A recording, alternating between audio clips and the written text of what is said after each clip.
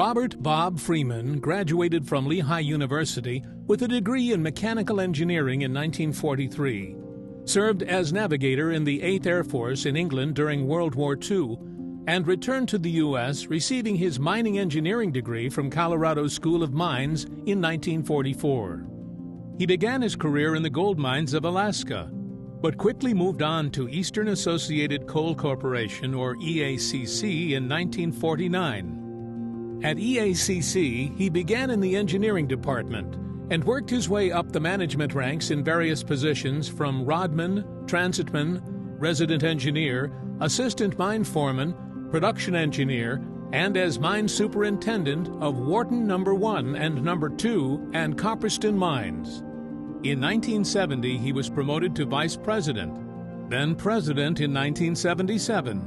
Eventually becoming Executive Vice President and Chief Operating Officer of EACC's parent company, Eastern Gas and Fuel Associates. Weir International Incorporated CEO Dennis Kostick worked for Bob for 7 years at EACC. He recalls Bob as a stalwart, very intelligent with a very big presence. He was demanding but respectful. His workers trusted him because what he said and directed them to do usually worked out. He was exceptionally in tune with his operations because he hated to be behind the desk, preferring to be in the mines observing and analyzing. Bill Tate agrees. A senior mining engineer for Western Association Coal Corp., a subsidiary of EACC, Bill worked for Bob in the late 1980s. Bob had a complete toolkit, good education, good character, financial acumen, and had a passion for mining. He was a very caring man who worried about his staff. He was a natural-born leader. In the 1950s, as the chief engineer for EACC, Bob was responsible for long-range production planning. He began to study mechanized long-wall mining systems that were in use in European mining countries. Long-wall mining, a type of practice considered to be a full extraction method, nets more coal with fewer miners than traditional room and pillar techniques. Long-wall mining is an almost continuous operation involving the use of self-advancing hydraulic roof supports, a sophisticated coal shearing machine, or plow, and an armored face conveyor paralleling the coal face. Working under the mobile roof supports, the shearing machine rides on the armored face conveyor as it cuts and distributes coal onto the conveyor for transport out of the mine. The steel canopies of the roof supports protect the workers and equipment located along the long wall face, while the roof is allowed to collapse behind the supports as they are advanced.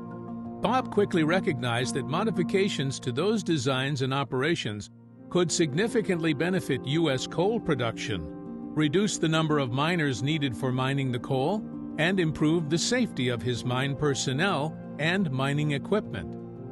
Bob imported mechanized European longwall systems into the coal seams of southern West Virginia and worked with the European manufacturers to modify the equipment for U.S. implementation.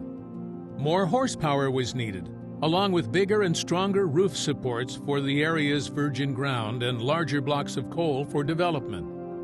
The Europeans could not understand the need for the modifications and mocked Bob's requests. With patience and perseverance, he eventually convinced a manufacturer to build a system to his specifications and installed the first U.S. longwall system at the Stotesbury mine in the early 1950s. However, he soon realized the machines would need regular servicing to be maintained. Again, the European manufacturers did not understand the need. But Bob finally convinced a German mining company to establish a field office in West Virginia to meet his service needs. Once all the pieces were in place, Bob was able to demonstrate the improved safety and lower production costs utilizing longwall mining compared to traditional room and pillar mining methods, and other mining companies began to take notice.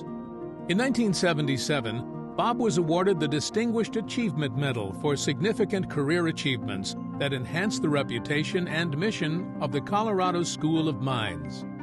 In 1985, after 36 years with Eastern, Bob retired. Harry Main, a colleague of Bob's for 55 years, has no doubt. Robert H. Freeman was the driving force that changed the nature of underground coal mining in the U.S. and led to the very highly efficient longwall mining systems found operating the world over today.